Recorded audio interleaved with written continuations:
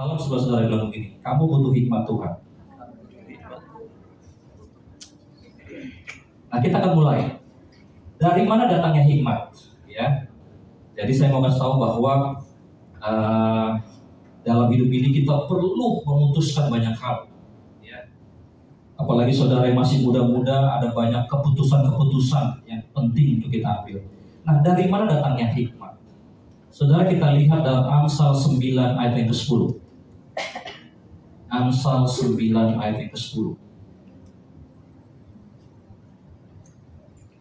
Kita baca bersama-sama 1, 2, 3, ya.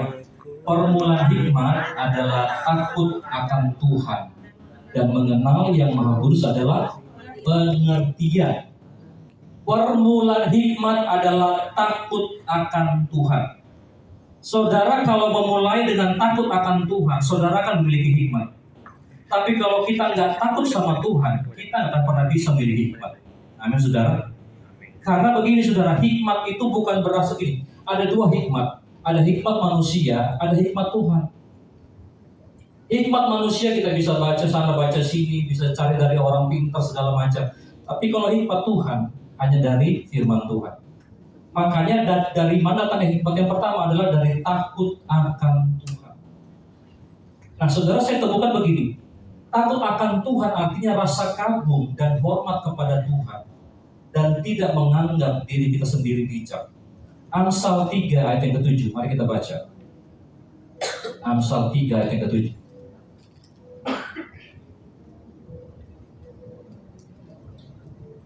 Amsal pasal yang ketiga ayat yang ke-7. Oke, coba buka masing-masing Alkitabnya. Ini ada gangguan sedikit. Oke. Janganlah engkau menganggap, saudara, dirimu sendiri bijak. Takutlah akan Tuhan dan jauhilah kejahatan. Kenapa kita nggak bisa memiliki hikmat Tuhan? Karena seringkali kadang kita menganggap diri kita lebih bijak, betul nggak? Jadi saudara lihat dari mana datangnya hikmat. Kita masih belajar untuk takut sama Tuhan. Kita masih belajar bahwa firman Tuhan yang paling benar. Amin. Karena kita semua juga punya pertimbangan. Tapi saya mau katakan belum tentu pertimbangan yang ada dalam pikiran kita itu pertimbangan dari Tuhan. Amin. Jadi kalau kita mau paham Tuhan, saya perlu hikmat-Mu. Pertama, saudara mesti ngerti bahwa kita masih punya rasa takut akan Tuhan. Artinya apa? Firman Tuhan di atas segala-galanya. Yang setuju katakan amin. Nah, yang kedua, saya temukan begini. Seperti apa takut akan Tuhan? Takut akan Tuhan adalah mendengar dan melakukan firman Tuhan. Katakan sama-sama, mendengar dan melakukan firman Tuhan. Sama-sama, 1, 2, 3, ya.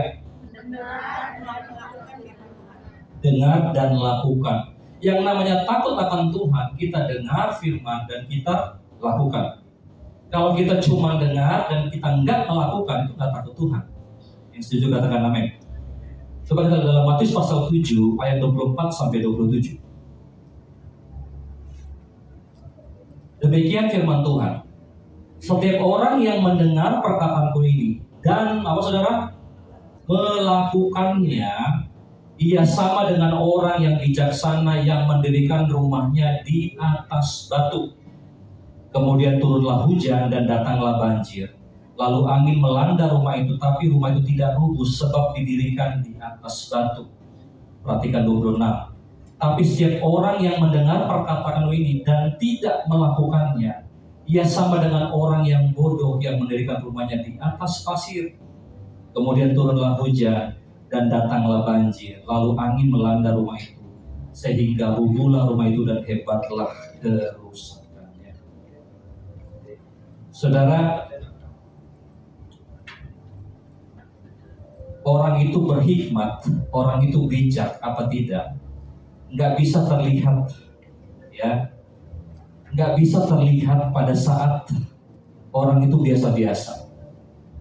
Perhatikan ke depan saudara, orang yang bijak sama yang tidak, itu hanya terlihat ketika ujian datang. Setuju nggak? Alkitab mengatakan bahwa semua rumah akan kena yang namanya hujan, akan kena yang namanya angin, akan kena yang namanya saudara banjir. Hujan serangan dari atas, angin serangan dari samping, banjir serangan dari bawah. Dalam hidup kita ini saudara, biasanya tekanan dari atas ada. Entah bos, entah orang tua, entah mertua. Yang pernah ditekan dari atas katakan amin. Ada dari samping, sesama, sama-sama Eda, ya kan, cerita, curhat, sama-sama ditekan, sama-sama di kantor, jabatannya sama, sama-sama karyawan.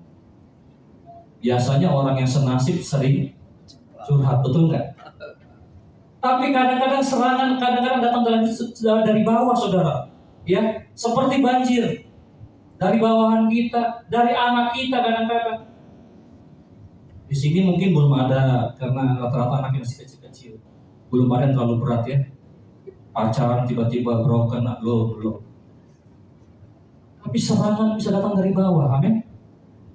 Pertanyaannya, setiap rumah, baik itu rumah orang bijak, baik itu rumah orang bodoh, sama-sama kelihatan akan sama berdiri tegak. Sampai tiba-tiba datang ujian. Ujian akan menentukan pondasinya kuat apa enggak. Sama saudara dalam hidup juga. Dalam di sekolah itu orang yang belajar sama yang tidak, nggak ada bedanya. Sama-sama melihat ke depan ketika guru menjelaskan. Sama-sama matanya bolang semua. Sama-sama ngangguk. Tapi tunggu, yang sungguh-sungguh belajar akan kelihatan ketika apa saudara? Ujian. Katakan ujian. Ketika ujian datang baru akan ketahuan, oh ini benar-benar belajar. Oh ini enggak. Makanya kenapa saudara, saya rindu di gereja kita. Ketika firman Tuhan disampaikan, saudara sungguh-sungguh perhatikan.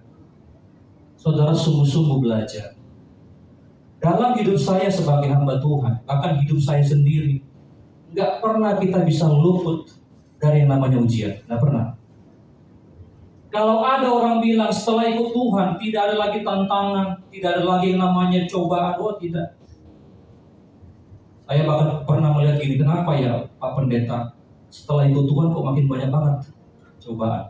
Kadang-kadang bisa banyak, saudara. Kalau saya belum Pak Pendeta, nggak apa-apa, tinggal tunggu waktu. Tidak ada rumah di Jakarta ini yang nggak kena hujan, betul nggak? Tidak ada yang nggak kena panas.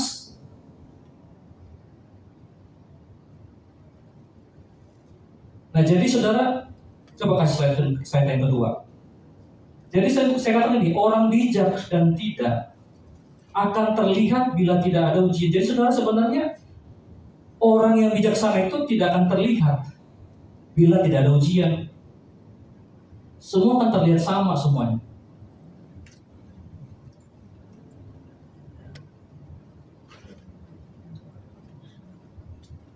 Kadang-kadang saya ada orang-orang yang bahkan dalam pelayanan saya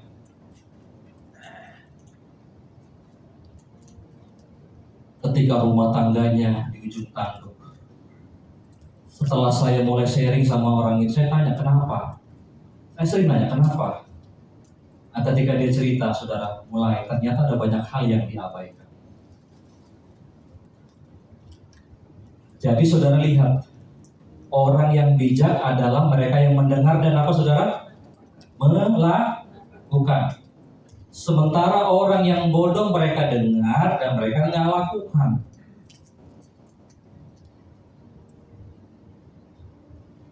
Saudara, kadang-kadang orang bijak itu bisa terlihat seperti orang bodoh, repot. Coba, saya nggak usah buka Alkitab, berapa banyak yang pernah baca kisah tentang 5 gadis bodoh dan 5 gadis bijaksana? Coba angkat tangan yang pernah baca. Ikut. Saya mau tanya, yang membedakan antara yang bodoh dan bijak apa? Waktu. Sama-sama bawa obor nggak? Sama. Yang membedakan mereka apa? Waktu. Apa? Yang bodoh itu tidak bawa minyak, itu doang. Ya. Sementara yang bijak itu bawa minyak. Alkitab berkata bahwa mempelai yang mereka prediksi datangnya malam, dan ternyata datangnya kapan, saudara? Pagi-pagi. Makanya dua-dua sama-sama tertidur. Kadang-kadang yang bodoh sama yang bijak nggak ketahuan. Sampai nanti, saudara, tiba-tiba dalam kehidupan ada banyak hal yang tidak terprediksi. Setuju nggak sih? Dalam hidup ini banyak sekali kadang-kadang yang tidak bisa kita prediksi. Makanya orang yang bijak itu orang yang bisa mengantisipasi. Amin. Dia tahu dia perlu yang namanya minyak. Kalau saudara saya kasih ilustrasi, saya gambarkan, orang bijak itu repot. Yang bodoh mohon maaf cuma bawa yang namanya obor, ringan nggak? Ringan. Yang bijak masih bawa minyak. Udah bawa obor, bawa minyak, itu repot. Tapi ada banyak orang yang nggak mau repot sekarang, repotnya nanti, betul nggak? Nggak mau sekarang repot. Disuruh belajar sebelum pernikahan, aduh capek bang, kita bisa nggak bikin yang lebih cepat, lebih ringkas? Di sini nggak boleh ada yang namanya BPN itu singkat, nggak ada. Saya lebih bagus, lebih lama, karena yang di lain BPN aja kadang-kadang mohon maaf saudara, bisa banyak masalahnya. Apalagi yang nggak tahu apa-apa, betul nggak? Zaman kita hidup hari ini ada sebuah yang namanya apa ya? Pengen semua cepat, betul nggak? Pengen semua singkat,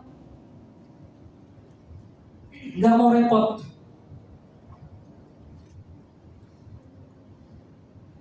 Bahkan mungkin mempelai bodoh mungkin ngecek kali yang bijak, betul nggak sih? Pak isi kau, udah tidur aja, tenang.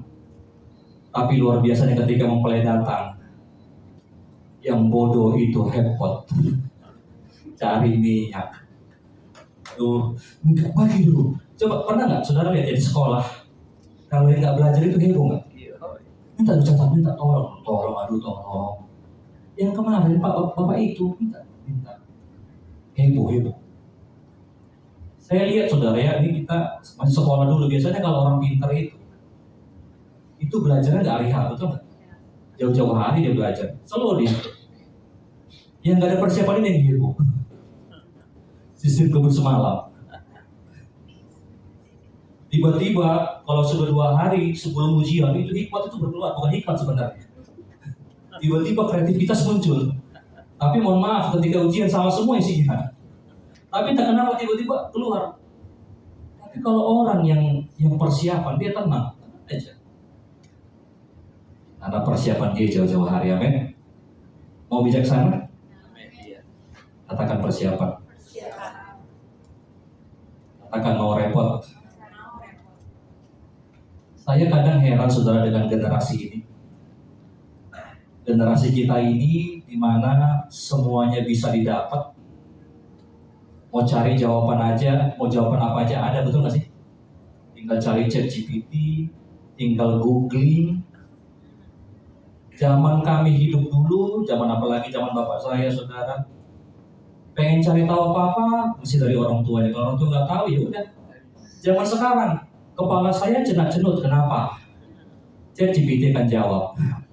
Anda kebanyakan mikir misalnya, ya kan, betul ya? Kenapa jantung saya berdebar-debar? Nah, ya kasih jawaban semua. Tapi dengan semua kemudahan, kenapa di zaman sekarang kita hidup ada banyak orang yang kena mental health, betul nggak sih? Mental issue. Padahal mudah semuanya. Zaman kita hidup hari inilah banyak orang depresi. Saya temukan salah satunya penyebabnya adalah karena pengen semua cepat. Gak mau nunggu. Gak sabaran. Padahal orang yang bikin pondasi batu itu bertahun-tahun ditanam sama dia. Karena kalau pasir gampang dicari, betul nggak? Batu itu mahal, susah. Coba aja tanya, beli pasir, beli batu mana yang lebih mahal? Batu lebih mahal. Bikin pondasi batu itu nggak mudah. Kalau kita hari-hari ini tidak mau repot, kalau kita hari-hari ini tidak mau, saudara tadi belajar dengar dan lakukan, saudara jangan harap kita punya hikmat dari Tuhan. Setuju, katakan amin. Karena hikmat dimulai dari takut akan Tuhan. Hikmat dimulai dari apa? Orang dengar dan lakukan firman.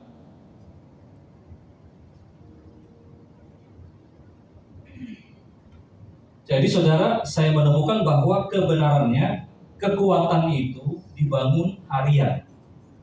Kalau saudara mau kuat, apa aja yang namanya kekuatan pasti dibangun daily. Saya kasih contoh. Saudara makan harian nggak?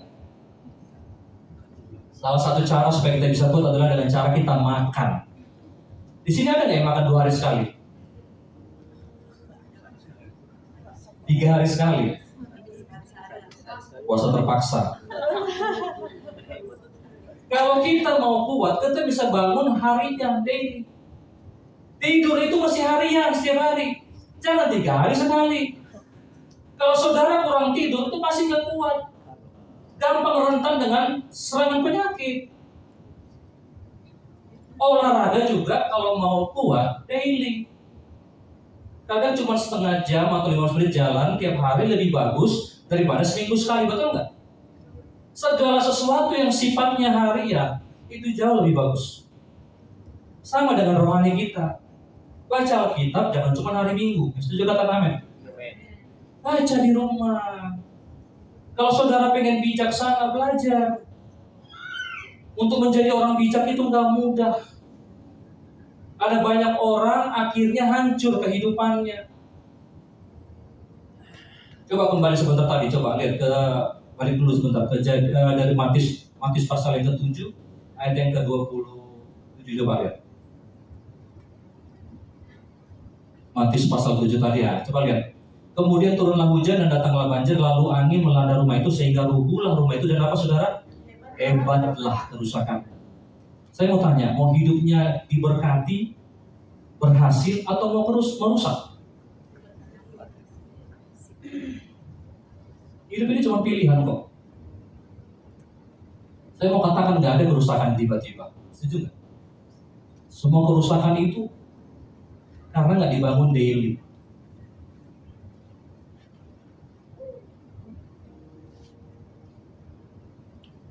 Nah, jadi saudara-saudara dikasih oleh Tuhan, hari-hari ini yuk kita jadilah berhikmat. Nah, hikmat dimulai dari mana, saudara? Dari pendengaran firman Tuhan, dari takut akan Tuhan. Caranya bagaimana, saudara? Saudara masih melatih kekuatan itu hari demi hari. Saya lagi dapat sebuah cara hari-hari ini. Saudara nggak perlu baca Alkitab satu pasal, nggak apa-apa. Tidak harus. Kalau nanti saudara baca dalam ini, saya nggak kutip, tapi dalam Mazmur 1 ayat 1 sampai 3, mereka yang merenungkan Taurat Tuhan siang dan malam. Saudara nggak mungkin merenungkan satu pasal kan? Ambil satu ayat, renungkan, dalami, ulang-ulang. Tuhanlah kekuatan dan mazmur. Coba ulang-ulang renungkan. Punya tiap hari makanan firman itu. Saudara nanti lihat dalam beberapa tahun ke depan, saudara akan menjadi orang yang sangat-sangat bijak, saudara. Ngerti kebenaran firman Tuhan, ngerti maksud Tuhan. Nah, saudara, bagaimana proses untuk mendapatkan hikmat? Coba kita lihat dalam Amsal 2 ayat 1 sampai 5. Ayo buka Alkitab, saudara. Bagaimana prosesnya untuk mendapatkan hikmat?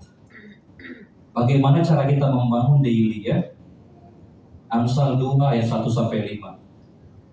Saya mau kita baca bergantian. Saya yang pertama, Bapak Ibu Saudara 2, kita bergantian sampai 5. Hai anakku, jikalau engkau menerima perkataanku dan menyimpan perintahku dalam hatimu. 2. Sehingga telingamu memperhatikan hikmat dan engkau menundukkan hatimu kepada pendayaan. Ya, jikalau engkau berseru kepada pengertian dan menunjukkan suaramu kepada kepandaian. Jikalau engkau mencarinya seperti mencari perak dan mengejarnya seperti mengejar harta terpendam. Kita baca bersama-sama 1, 2, 3 ya. maka engkau akan memperoleh pengertian tentang apa saudara? Takut akan Tuhan. Ada 2 poin saja yang saya mau bagi pada sore hari ini. Bagaimana cara kita mendapatkan hikmat Tuhan dari ayat ini? Yang pertama, lihat ada yang kedua, ya. Sehingga telingamu memperhatikan hikmat. Poin yang pertama adalah memperhatikan. Taruh perhatian kepada firman. Saya masih ingat saudara, perbedaan antara Maria dan Marta. Saya sudah pernah sampaikan ini berkali-kali. Apa sih yang membedakan Maria sama Marta? Marta itu fokus dengar suara Tuhan. Maria tadi ya. Sementara Marta itu sibuk mempersiapkan ini, mempersiapkan itu. Makanya Tuhan puji Maria. Maria, yang kamu lakukan ini betul-betul luar biasa. Makanya saudara, sejarah mencatat di beberapa tahun kemudian Maria itu kehidupan sangat dipakai Tuhan luar biasa. Dan Marta hampir dilupakan, gak ada yang tahu lagi sejarahnya. Nah ternyata saudara lihat, Maria itu fokus. Hari-hari ini percayalah, mau hari Minggu, mau hari Senin di rumah, Selasa, akan selalu ada yang mengganggu perhatian kita sama firman, betul nggak?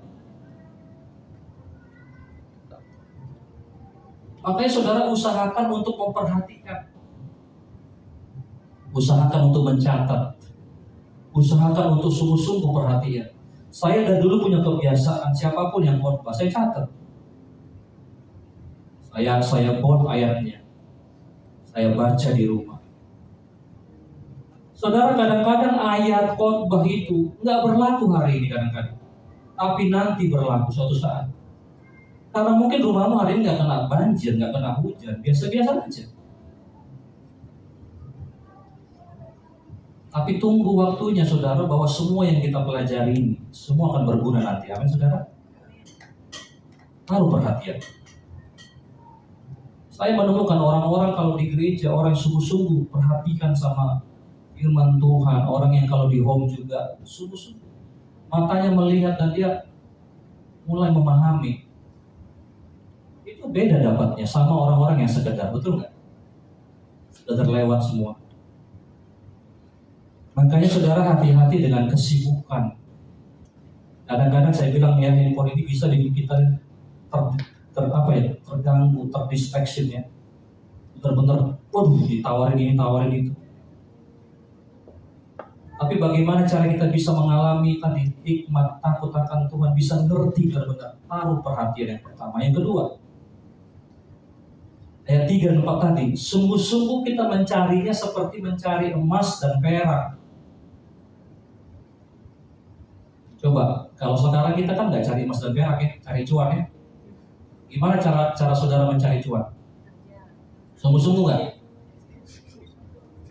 Nah begitulah caranya sebenarnya kalau kita mau mendapatkan hikmat. Orang mengejarnya seperti ngejar perak, ngejar emas.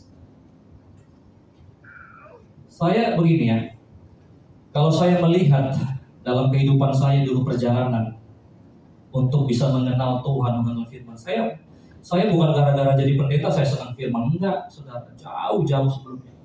Dulu awal-awal firman Tuhan ini kalau dibaca ngantuk, jujur. Pertama kali saya bertobat, saya lebih suka nyembah nyanyi daripada baca kitab. Baru baca 2 ayat udah ngantuk gitu. Makanya orang bilang kalau mau cepat itu baca kitab. Kalau masih di situ berarti levelnya perlu belajar lagi. Sampai ketika terus dibaca, direnungkan lama-lama saudara, saya menemukan ternyata benar firman Tuhan ini, luar biasa. Kalau saudara ngerti, luar biasa. Di sini jalan kehidupan, di sini semua jawabannya, semua. Mau bicara hubungan ada, mau bicara keuangan ada, bicara semua ada di sini. Cuman masalahnya kita kadang-kadang nggak nyarinya serius. Udah dengar nggak serius, nyari nggak sungguh-sungguh, makanya nggak heran kita nggak mendapatkan hikmat. Saudara rindu bulan ini belajar, amin. Pertama, taruh perhatian. Tiap kali Tuhan bicara, baik saudara bisa teduh saudara, gunakan stabilo, tulis, garis. Tuhan bicara sama saya hari ini. Bangun setiap hari, ayo. Kalau saudara cuma ngandelin TikTok ingetin, ayo sekarang coba belajar ya. Ketika dapat satu ayat, coba renungkan. Dapat di gereja, catat, ulang lagi di rumah. Renungkan itu, ulang-ulang. Saya pernah sampaikan ya, cara kita merenungkan firman Tuhan itu dalam bahasa aslinya itu meditasi, meditate. Saya pernah sampaikan seperti cara kita haga, tahu ya? Pernah kan? Seperti mengunyah-ngunyah, bergumam gitu. Sapi itu kenapa dia, ini saudara, haga ini sama kayak sapi itu memang biak. Sapi itu kenapa dia bisa menyerap banyak nutrisi? Karena setelah dikunyah berkali-kali, berkunyah itu dilepeh lagi. Ketika dilepeh dikunyah lagi, dimasukkan lambung 1, lambung 2, lambung 3 terus. Makanya nggak heran saudara, apa yang dia makan itu terserap semuanya dengan baik. Bahkan kita aja anak manusia sudah berapa kali kunyah katanya? Ada yang praktek nggak sih? Saya sih nggak sampai 32, baru 32, baru 3 apa selesai habis. Tapi coba dipraktekkan, kalau dikunyah itu terus, itu pasti keserapnya banyak. Makanya kenapa Tuhan ciptakan ada gigi, betul nggak sih? Kalau gigi nggak ada, langsung aja masuk ke dalam gitu kan, supaya dikunyah.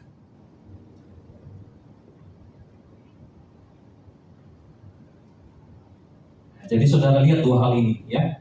Pertama, taruhlah perhatian. Yang kedua, sungguh-sungguh mencari, sungguh-sungguh. Nah, saya dapat begini saudara, bagaimana cara orang mencari sungguh-sungguh? Saya temukan bahwa orang yang mencari sungguh-sungguh adalah seperti orang yang lapar dan haus. Lapar kali sama haus kali. Kalau kita di sini pernah lapar dan benar-benar lapar banget dan haus, kita tuh nggak sempat pilih-pilih makanan, betul nggak sih?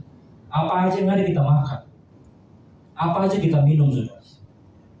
Orang yang lapar, sungguh-sungguh lapar, itu beda sama orang yang nggak lapar. Beda.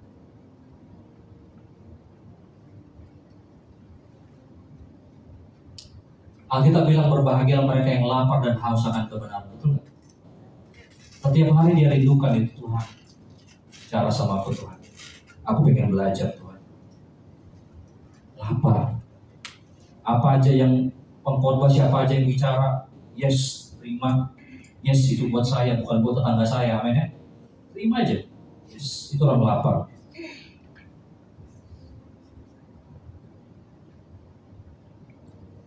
Karena seringkali kadang-kadang kita itu pilih-pilih makanan. Kalau orang masih milih-milih itu belum sungguh-sungguh lapar, belum. Tapi kalau orang sudah apapun yang Tuhan lagi kasih, mau siapapun yang bicara firman, saya terima, saya simpan di hati saya. Itu namanya sungguh-sungguh lapar dan haus. Makanya coba lihat slide saya ya. Saya bilang begini saudara, jangan hanya mau mendengar apa yang suka kamu dengar, tapi apa yang perlu kita dengar. Seringkali kita milih mana yang kita mau dengar, tapi sebenarnya kita mesti mendengar apa yang perlu kita dengar. Setuju nggak? Di sini ada nggak orang kalau cari-cari ayat, misalnya bertobatlah. Oh, dalam nama Yesus ini bukan buat saya. Tapi diberkatilah, yes. Pilih-pilih ayat ini, pilih-pilih. Kembalilah kepada Tuhan. Oh, ini buat siapa ini cocok ini? Kembali sama Tuhan. Tapi kalau misalnya ayat tentang berkat, ini buat saya ini. Cari-cari gitu. Padahal seringkali kadang-kadang firman Tuhan itu menegur kita, betul gak sih? Tuhan kasih tahu kita ini, nah bertobat di sini. Dengarkan yang bukan hanya mau kita dengar, tapi yang perlu kita dengar. Nah, jadi saudara lihat ya, penting sekali kita untuk memahami hikmat sebagai ayat penutup. 1 Timotius pasal 4 ayat 15. 1 Timotius 4:15.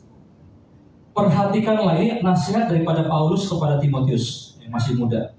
Perhatikanlah semuanya itu, hiduplah di dalamnya, supaya kemajuanmu nyata kepada semua orang.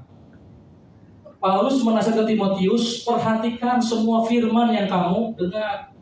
Hiduplah di dalamnya.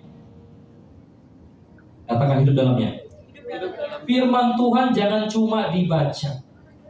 Firman Tuhan yang dibaca gak pernah bisa merubah kehidupan kita. Tapi firman Tuhan yang kita dengar dan kita lakukan, itu akan mengubah kehidupan. Makanya kemajuanmu nyata kepada semua orang. Saya melihat saudara ya dalam gereja, dalam penggembalaan. Orang-orang kalau sungguh-sungguh dengar firman Tuhan, orang kalau sungguh-sungguh setiap hari diambil waktu untuk mulai bersatu teduh, mulai bangun kerohaniannya, itu pasti kemajuannya beda, pasti beda, tidak sama. Nah makanya kenapa saudara, yuk dalam bulan ini, ya kebenaran sederhana sekali. Kalau kita mau rindu, kita mengalami hikmat Tuhan, belajarlah takut akan Tuhan. Orang yang takut akan Tuhan, mereka yang mendengar dan apa saudara? Melakukan. Nah, cara kita mendengar dan melakukan, jadilah seperti orang yang bijak tadi. Yang jauh-jauh hari siapkan. Mempelai yang bijaksana itu membeli minyak katanya. Nanti baca Matius pasal 25. Dibeli minyaknya. Minyak itu nggak gratis. Kalau kita pengen mencari hikmat, kalau kita pengen berhikmat, menjadi golongan orang bijaksana, beli minyak. Belajar bayar harga, amin. Jangan mau yang instan, amin. Belajar, bangun tiap hari. Nanti lihat, perhatikanlah semuanya. Hiduplah dalamnya. Supaya kemajuanmu apa saudara? Nyata. Saudara mau rindu hidup diberkati oleh Tuhan, berhasil, beruntung, amin. Renungkan itu. Lakukan itu setiap hari. Maka dengar baik, kita bukan menjadi orang-orang yang bodoh dan hancur kehidupannya. Saya menemukan bahwa berkat itu bukan lagi tergantung Tuhan, tergantung kita. Kalau kita dengar, kita lakukan, kita akan diberkati.